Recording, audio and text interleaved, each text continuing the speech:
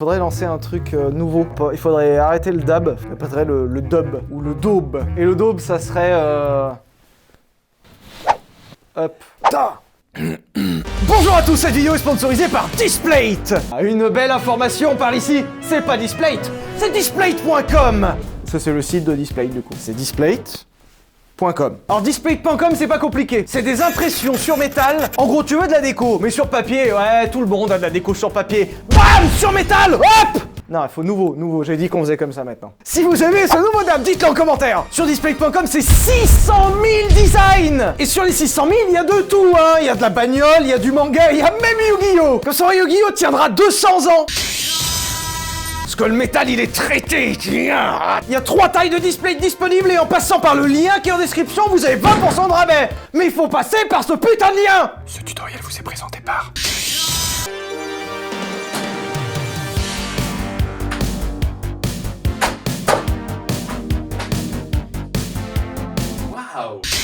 J'ai juste une info supplémentaire pour tous ceux qui roulent en gros mazout et tout là. Ouais. T'achètes un Displate, il y a un arbre planté, comme ça au moins ça... Au moins ça compense notre bilan carbone pour l'Uruche quoi. Merci à tous et bonne vidéo. J'ai mal au crâne à force de gueuler moi. J'ai dit que s'il était livré rapidement, non? Bah voilà.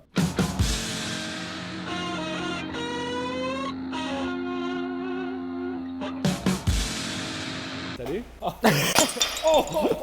Coupez, tout est pété. Putain David, t'as pété l'ampoule, merde. Bon bah ça résume à peu près bien Villebrequin, c'est-à-dire on essaye de faire des trucs stylés puis en fait on est juste des chômeurs. Y a plus de lumière là, c'est fini? Tout est pété? Non mais pour un top 1 million, c'est super quoi. C'est-à-dire que les mecs vont parler argent, les mecs vont parler millions et les mecs ont même pas de quoi se payer une ampoule quoi. Et la pluie qui recommence, super là, c'est une belle journée là tiens. Coupe le moteur David, ça consomme trop d'essence là. On a plus d'argent je te rappelle.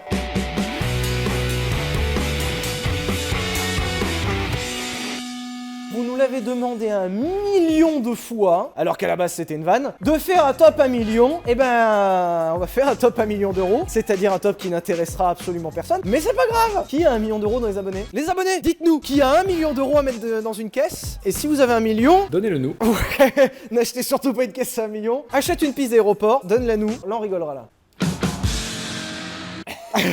Bon alors dans un premier temps, ça va paraître assez fou, mais 1 million d'euros dans une voiture ne vous donne pas accès à tout. C'est un peu insolent, je suis navré, hein, mais même si t'as 1 million à mettre dans une caisse, tu ne pourras pas t'acheter tout. Et ça c'est fou ça. Je vois David qui veut faire monter la voiture. Vas-y, hein, n'hésite pas. Tu peux lever tant que tu veux, hein, t'inquiète, hein. Deuxièmement, on va se concentrer sur des voitures achetables, c'est-à-dire que, oui, il existe une masse de voitures que vous pouvez acheter à 1 million d'euros, mais il y en a surtout qu'on voit jamais passer en annonce, parce qu'elles sont trop rares. L'idée, c'est que là, tu as 1 million, et tu puisses le claquer demain dans une caisse. 1M. Hop. Bon, après, il y a aussi les gens qui vont dire, oui, à 1 million, moi j'achèterais une Dacia Sandero, et ça irait très bien, c'est suffisant. On s'en fout. On veut claquer 1M. Parce que le but là, c'est pas d'acheter une Dacia Sandero et de faire des économies. Oui. C'est qu'on imagine que t'as 200 M, voilà, et que tu vas en mettre un dans une voiture. Dans une auto correcte. Voilà, dans quelque chose qui peut t'emmener à Chamonix ou bien encore à la Baule. Voilà.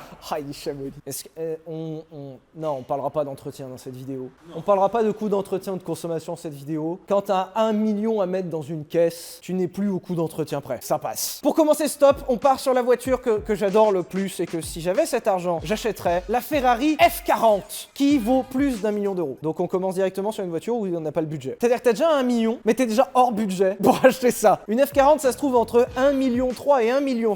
La F40, c'est la dernière voiture faite du vivant d'Enzo Ferrari. Pour beaucoup, c'est la Ferrari ultime, c'est-à-dire juste une Ferrari de course sur route. Et c'est fou. Voiture la plus rapide de son temps à l'époque, voiture incroyable, voiture folle, voiture performante. S'il y avait une Ferrari achetée pour moi, ce serait la F40. Et puis par exemple, il y a la Ferrari Enzo.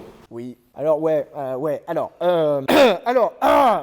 autant la F40 n'est pas si chère comparé à ce que c'est. En fait la F40 il y en a eu beaucoup, il y en a eu plus de 1300 exemplaires. Et 1300 exemplaires pour une supercar de ce type en fait c'est beaucoup. Ça peut paraître incroyable mais c'est vraiment beaucoup, ça a été une très bonne vente. La cote de la F40 a explosé à la mort d'Enzo Ferrari et c'est une voiture qui quand même tient encore la cote. Après une Enzo qui est beaucoup plus rare, il y a eu 399 exemplaires vendus à des clients et un offert au pape, qui d'ailleurs je crois est toujours au Vatican. Hein. C'est-à-dire que cet exemplaire là le jour où tu arrives à l'acheter. Si un jour ils le mettent en vente, l'exemplaire du Vatican. Oh, une Enzo actuellement, ça vaut au moins 2,5 millions d'euros. Assieds-toi, prends le temps de t'asseoir. Oui, avec 1 million, tu peux même pas t'acheter une Enzo. Bon, c'est pas grave. En restant dans les voitures que t'étais sûr de pouvoir acheter, mais qu'en fait tu ne peux pas, je parle de la Bugatti. Alors, Chiron, c'est mort chez mort, puisque 9, ça vaut 2 millions.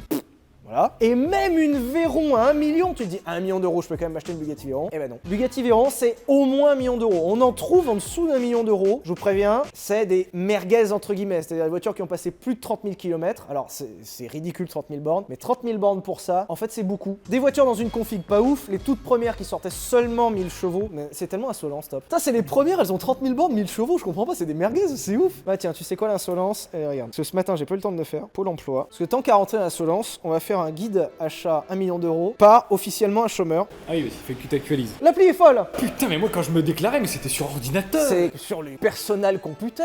C'était sur les internets. Alors là ils l'ont changé, parce qu'avant c'était non, oui, il fallait penser au dernier. Fallait faire attention. Alors que là, tu vois, ils ont changé l'étape, il y a que du non. Parce que si tu mets non à je suis à la recherche d'un emploi, c'est fini. C'est fini. Ah oui, monsieur, vous dégagez. Ah, vous Vous cherchez pas un emploi, vous non. dégagez. Ah, bah, pardon, alors je rentre dans mon W8. Allez-vous-en. Donc pour 1 million d'euros, la Bugatti Veyron, c'est faisable, mais je vous préviens, dans le game des propriétaires de Bugatti, vous serez le pire. Si vous croisez d'autres propriétaires de Bugatti, vous vous regardez de haut, ils vont vous cracher dessus quand même.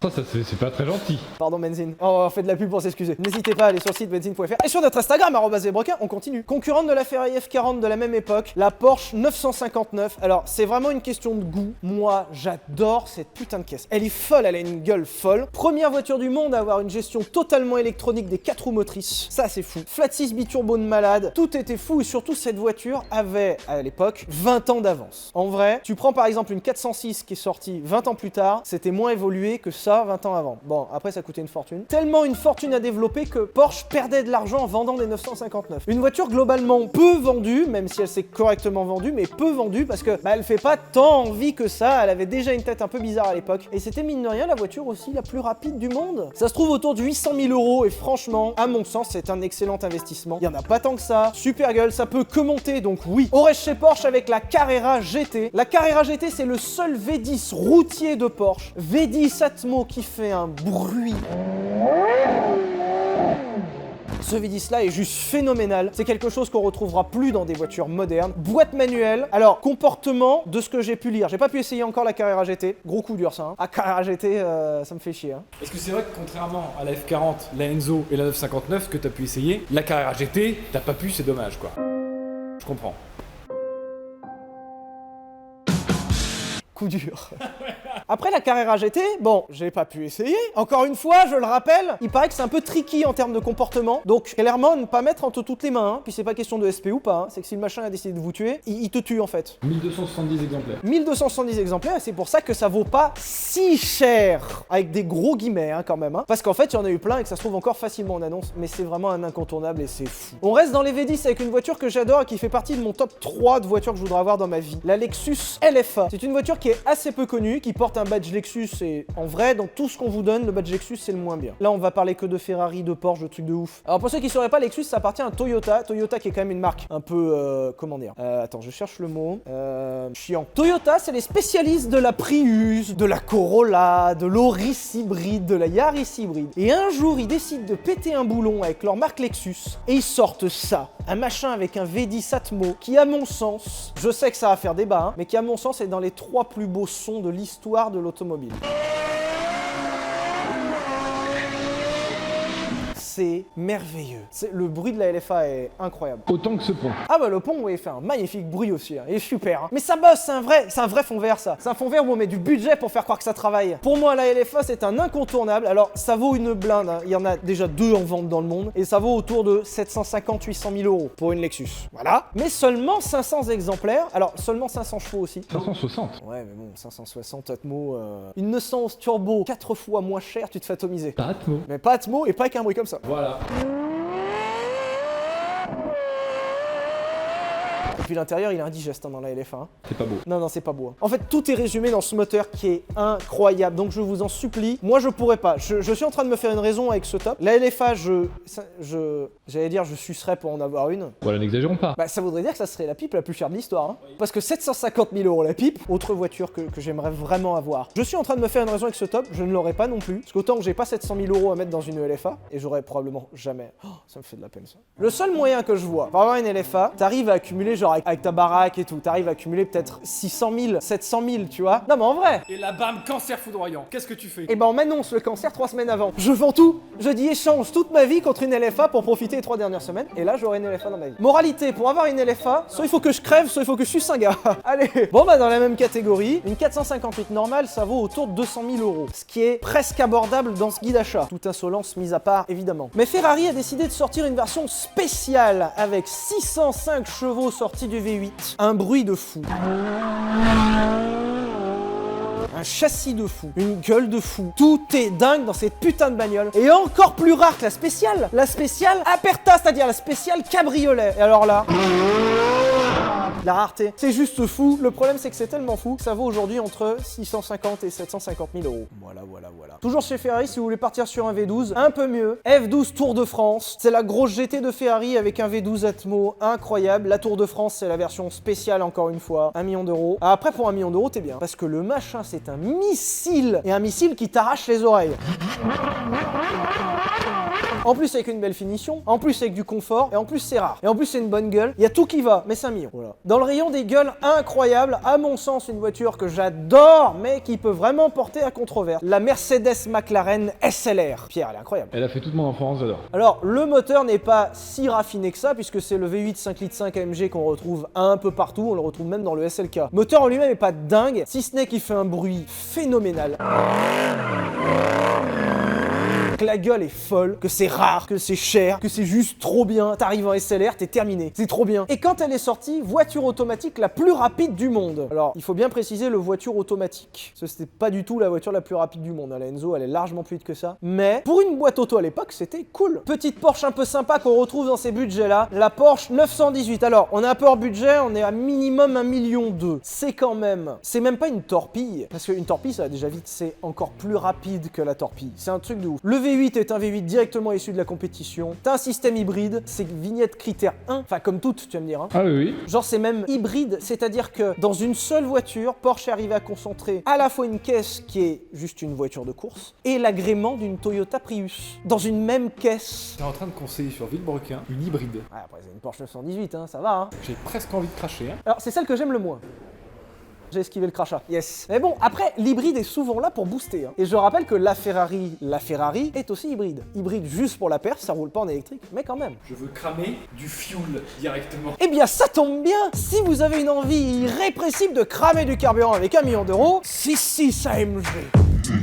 Le mec vient me chambrer parce que je conseille une hybride et toi tu voudrais rouler en 6.6 AMG. Si je pouvais. Quel est l'usage d'un 6.6 AMG? Comme le T55A Oui. en mieux. Non. Parce que là tu peux rentrer dedans sans te faire mal. Non. Et tu peux prendre du plaisir à regarder ton petit ciel étoilé. Non. Et là, c'est beau. nul à chier. Tu ne peux pas acheter un 6.6 AMG. Ça n'a pas de sens. Dans Paris, tu rentres nulle part. Tu passes pas. Mon 6.6 AMG, je roulerai sur ta 408 spéciale 58 spécial Aperta. Bah 406 spécial Aperta. 6.6 AMG qui est vignette critère 1. Hein. Évidemment. Tout comme je suis vignette critère 2 avec mon W8. Là j'ai regardé 488 GTB, 280 grammes de CO2 par kilomètre. C'est déjà un peu costaud. Hein. 370 au kilomètre. Je pollue 30% de plus avec ça qu'avec une 488 GTB. 488 qui est en vignette critère 1. 6.6 AMG, c'est vraiment pour les gens qui manquent de quéquettes, qui ont besoin de compenser quelque chose avec de gros véhicules. Ah, tu me dégoûtes. J'adore. Alors effectivement, si vous voulez être dans l'insolence et surtout si vous voulez qu'on voit votre million d'euros dépensés, oui, vous pouvez pas mieux trouver. C'est juste fou. La consommation est abominable, mais à mon sens, jamais moins de 35 litres. Mais l'avantage, t'es sur le périph', tu crèves. Clac.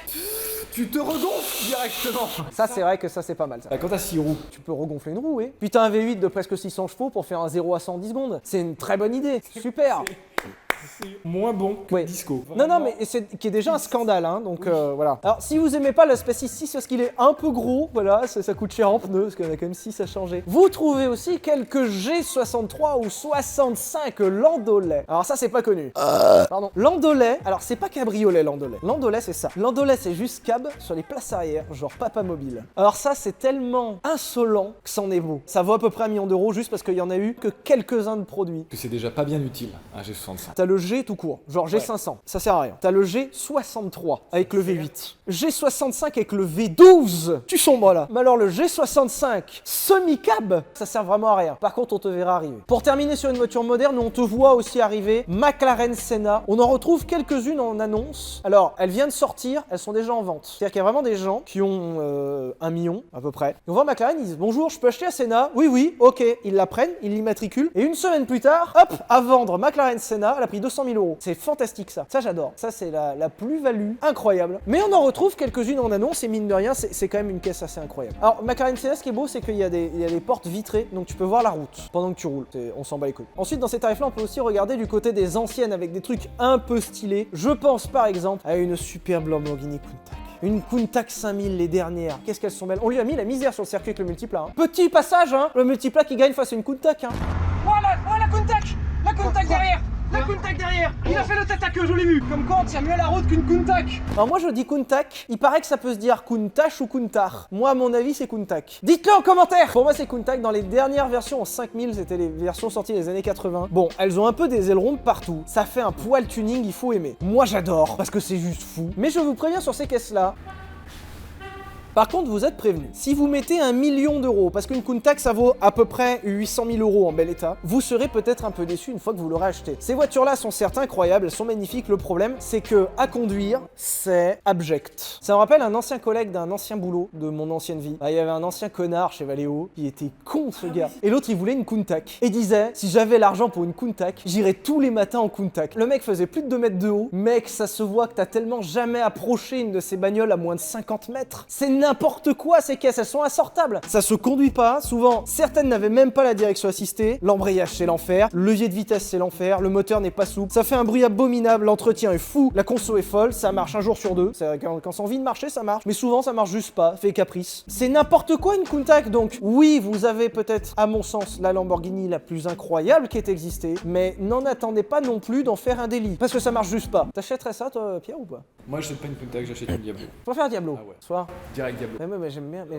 la Countach elle est belle quand même. Hein. Ça, mon gars? Bah ça va pas mal. Yes. Salut Pierre. Ouais mais la Diablo elle est un peu moins... Ah, mais la Diablo en doré, comme on a vu sur le circuit. Ah doré elle était belle. Pour rester dans l'italienne avec une gueule incroyable, la 365 GTB Daytona. Alors là on va plus l'acheter poids ligne, encore une fois, comme la Countach, c'est pas des voitures qui vous en donnent vraiment pour votre argent. Ok le moteur est fantastique, le bruit est fou, mais en dehors du bruit, c'est des voitures qui demandent quand même beaucoup de sacrifices. C'est-à-dire que vraiment rouler en 365 GTB, il faut être déter. Entre la boîte qui est... l'embrayage qui est... la direction qui est...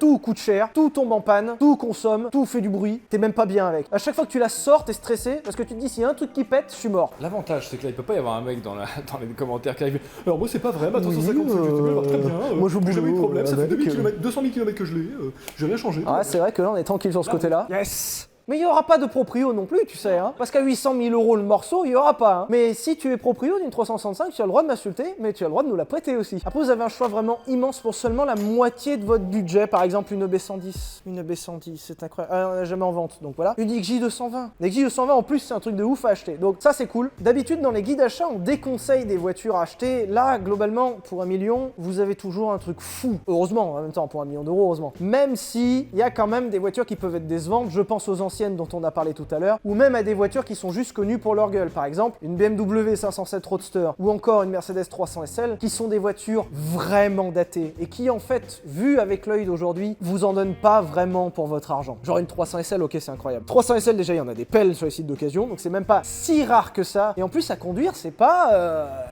Voilà. Et bien voilà, que vas-tu t'acheter pour 1 million d'euros, Pierre? J'ai 6 par 6. Toi, 6-6. Ah ouais. Ah, tu me dégoûtes. Vraiment. Ou j'attends pour une Enzo. Prends 6-6, parce que t'auras jamais l'argent. Merci de nous avoir regardés, merci aux mecs de Benzine.fr de nous accueillir dans leur atelier. N'oubliez pas de mettre le pouce bleu, ça coûte rien et ça nous aide beaucoup. N'oubliez pas d'aller sur notre Instagram si vous voulez avoir un petit peu plus d'infos, @vbrequin, ça s'affiche ici. Et puis, quel guide insolent on pourrait refaire? Un guide 1 100 000. Pour 1 155 000 euros, vous pouvez donc avoir... Oh là là là là.